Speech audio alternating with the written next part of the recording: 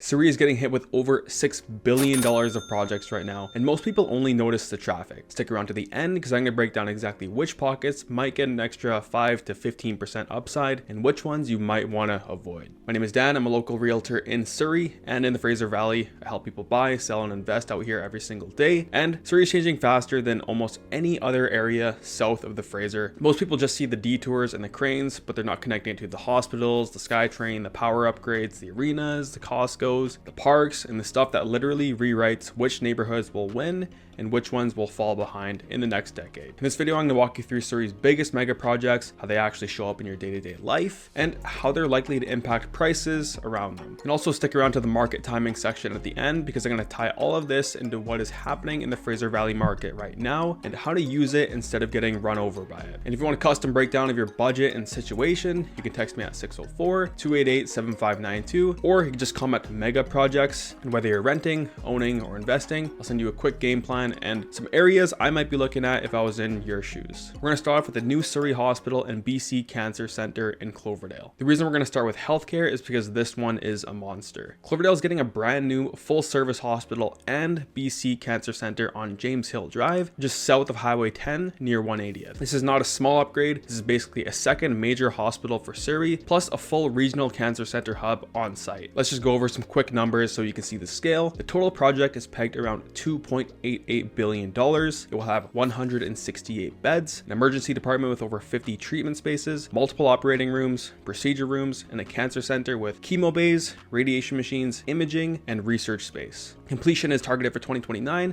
with patients expected early in 2030. So from a real estate and a lifestyle perspective, what does that actually mean for you if you live near Cloverdale, East Clayton, parts of Langley, or South Surrey? Firstly, we're going to talk about jobs. A facility like this is thousands of ongoing jobs once it's fully up and running. Doctors, nurses, techs, admin, support staff, researchers, etc. A big chunk of those people are going to want to live within a reasonable commute, ideally 10 to 20 minutes away. So that's baked into long-term demand for decent housing. So that's going to be baked into some long-term demand. Next, we're going to talk about peace of mind. A lot of downsizers, retirees, and families with health issues will literally pay more to be close to the hospital that they trust, which means there could be stronger demand for nearby condos, townhomes, and low maintenance detached homes. Next, we're going to talk about spin-off development. You're going to see more medical office buildings, pharmacies, labs, coffee shops, food options, and services that cluster around that site. Cities and developers tend to upzone critical corridors once a hospital gets in. Over time, that usually means more mid-rise product along the main roads feeding into the campus. So if you're looking in Cloverdale over the next few years,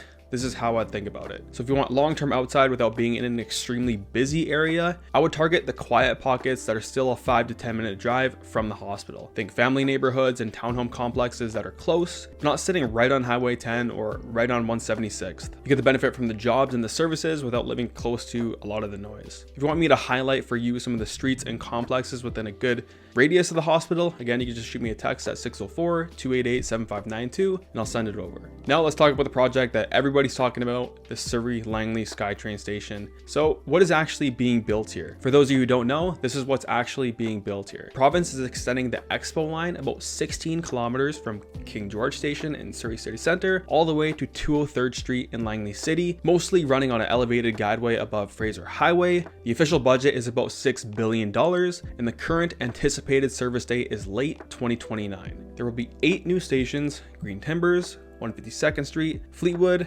Bakerview at 166, Hillcrest around 184th, Clayton, Willoughby, and Langley City Centre. These also include 3 transit exchanges and multiple power substations along the line. So if you've driven Fraser Highway lately, you've already felt this. Lane closures, detours, giant concrete columns appearing out of nowhere, and that's what a $6 billion transit project looks like up close. The real question is, how does this actually affect where you buy or invest? In the big picture, it does 3 things. First, it turns places like Clayton, Willoughby, and Langley City into true rapid transit communities instead of you have to drive to the SkyTrain. Once this is done, you can hop on at Langley or Willoughby and stay on the SkyTrain all the way till downtown Vancouver with full integration into the Expo, Millennium, and Canada lines. Second, it creates a transit premium. Across multiple studies on rapid transit in Metro Vancouver and other cities, homes with comfortable walking distance to stations tend to appreciate faster and sell for more than similar homes further away. Numbers vary, but it's common to see a 5 to 15% higher growth for homes roughly within 800 meters of new stations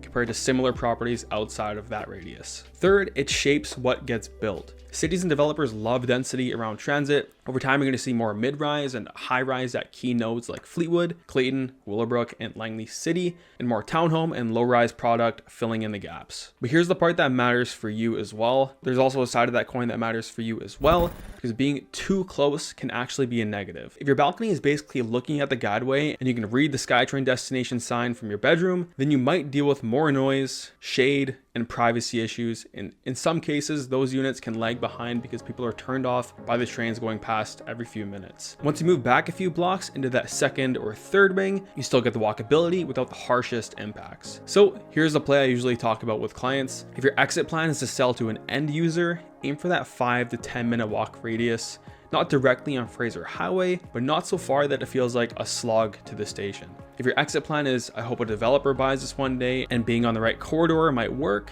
then you need to be patient and understand zoning cycles, not just hope. And by the way, the line is not just for commuters, it connects a bunch of key clusters: SFU Surrey, Surrey Memorial, Future Health Sciences, Langley's downtown, shopping at Willowbrook, and the new development in Willoughby and Clayton. If you want my station by station breakdown, which is better for investors and which is better for end users, what I like and what I don't like about each, you can text SkyTrain Guide to 604-288-7592 or comment the word below. Next, we're going to talk about the $1 billion power upgrade from BC Hydro. Next one is boring on paper, but it's absolutely critical in real life. You cannot build any of this stuff, SkyTrain, hospitals, high-rises, without upgrading the grid. That's why BC Hydro and the province have committed about $1 billion to power infrastructure in Surrey over the next decade. Here's what this actually looks like in our area.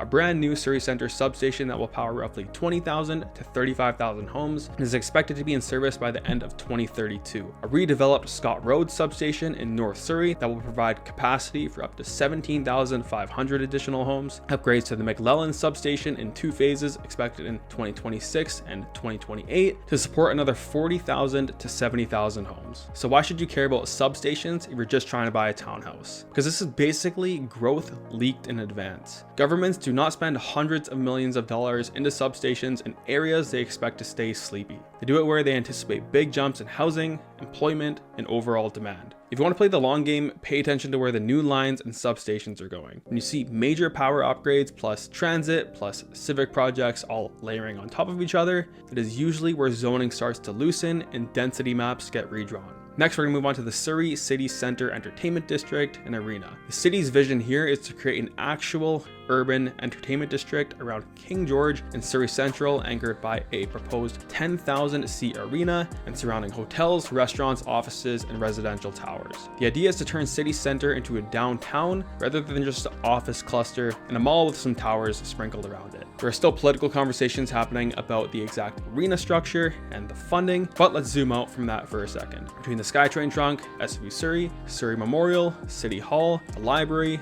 the existing towers, and all the planned mixed-use projects, City Centre is clearly being set up as the urban core for Surrey. That means 3 things long-term: more high-rise residential around the core, more nightlife, more events, concerts, and just general energy, especially once an arena and more venues are fully online. More employment in office, government, education, and service sectors will also follow.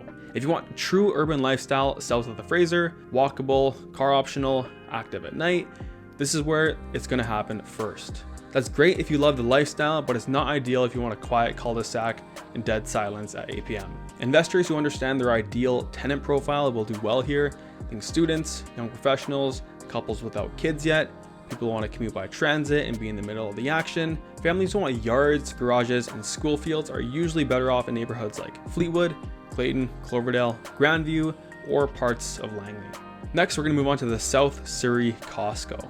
Now we're going to jump down to South Surrey because there are a few different projects that quietly add up.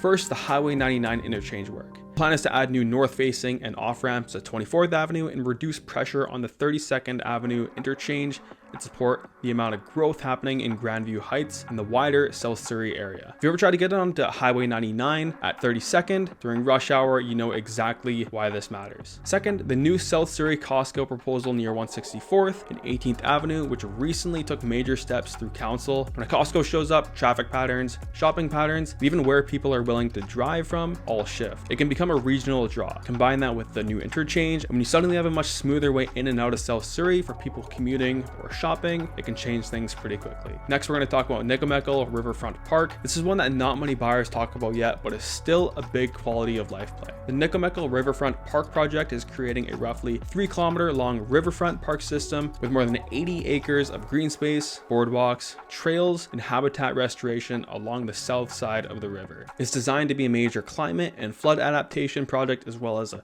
recreational destination for the residents. So the big picture is you get easier highway access, a major retail anchor, and a huge new urban nature corridor, all layered into an area that already has good schools, a lot of new housing, and strong demographics. So if you're buying in Grandview, Pacific Douglas, Morgan Heights, or anything feeding into that corridor, you're basically looking into an area that becomes more usable and more desirable over time. New Surrey Sport and Ice Complex is now open. It's a $133 million facility with 2 NHL-sized rinks, seating, community rooms, and modern amenities built to handle the demand of ice in Surrey. On top of that, council has approved a contract of about $33.4 million to add a third NHL-sized sheet for a total expenditure limit in the high $30 million for that additional rink. Completion of the third sheet is expected around 2027. Recreation infrastructure like this matters way more than people think. If you have kids in hockey, ringette, or figure skating, being 5 to 15 minutes from a 3-sheet complex is a huge lifestyle advantage. A lot of families will literally pick neighborhoods based on the drive time to the rink. So now Cloverdale isn't just the cute old school town center, it's a regional ice hub with a brand new hospital going up, serious recreation, and solid access to both Highway 10 and Highway 15. It's a very different value proposition than Cloverdale 10 years ago. So next we're going to go over what is happening right now, zoom out a little bit and talk about timing, because you can't just look at mega projects in a vacuum. As of late 2025, the Fraser Valley is still very much leaning towards a buyer's market. The sales to active listing ratio, depending on the specific neighborhood, is roughly 11%, which is below the 12 to 20% band that's considered a balanced market. Benchmark prices have pulled back from the peak. Detached homes across the Fraser Valley are down in that mid-single digit range year over year. Townhomes and condos have seen similar corrections depending on the exact sub area, with some pockets hit a bit harder and some holding a little bit better. Inventory is elevated compared to the super hot periods, and the average days on market are sitting in the several week range instead of properties selling instantly. So you basically have this weird combo right now. On one side, you got billions of dollars tied up in projects that are locked in and moving, the SkyTrain, the hospital, power,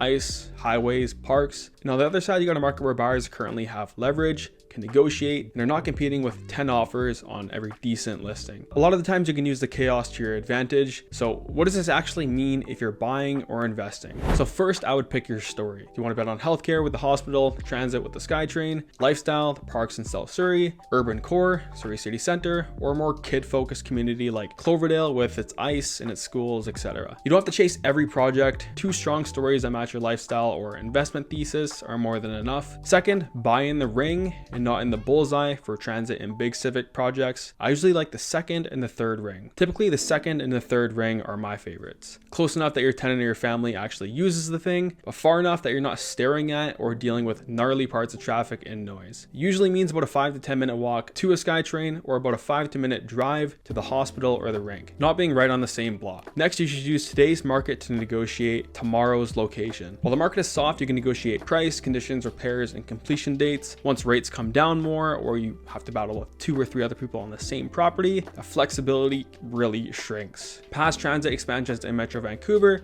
show that a lot of the value lift happens in the years leading up to completion, not just once the ribbon is cut. Next, think 7 to 10 years, not 7 to 10 months. These are not quick flip stories. If you're buying near Fraser Highway, the hospital, the arena zone, or big park projects, to really benefit from the full build out, you need to think in terms of holding through at least 1 full cycle development and rate cycle. So who benefits the most from these changes? If you're a first-time buyer willing to put up with construction and short-term ugliness to get into an area that is improving long-term, you have a huge advantage right now. If you're an upsizer planning to move to a forever neighborhood near better schools, parks, or transit, while the higher end market is still softer, you can lock in lifestyle and location at a relative discount compared to the peak. If you're an investor thinking about rental demand from hospital staff, students, young professionals, and families who want transit and amenities, certain pockets around Cloverdale, Whalley, Fleetwood, Clayton, Willoughby, and Grandview are going to be extremely interesting over the next decade. If you want me to actually walk you through the pros and the cons of each of those areas, you can text me at 604-288-7592. Tell me your 3 things: your budget, your timeline, and whether you're more family focused, you're focused on cash flow, you're focused on lifestyle, or long-term equity growth. I'll send you a quick breakdown of which neighborhoods I'd personally shortlist in your shoes. Surrey's in the middle of one of the biggest transformations we've ever seen. Over $6 billion into the SkyTrain, about $2.88 billion